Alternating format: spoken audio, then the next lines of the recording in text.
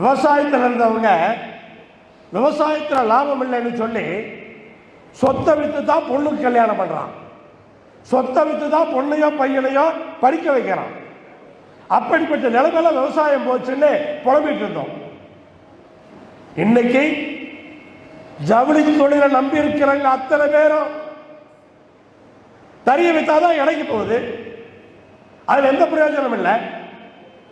அப்ப இருக்கிற சொத்தை, பூர்வீக சொத்தை வித்துத்தான் எப்படி விவசாயிகள் அந்த நிலைக்கு போனாங்களோ அதே மாதிரி ஜவுளி தொழில், எந்த ஜவுளியில எது இருந்தாலும் சரி, விசைத்தறியா இருந்தாலும் சரி, ஆட்டோலுமா இருந்தாலும் சரி, அல்லது ஆயத்த ஆடையா இருந்தாலும் சரி, ஸ்பின்னிங் மில்லோட நிலைமையே அப்படி ஆயிப்போச்சு.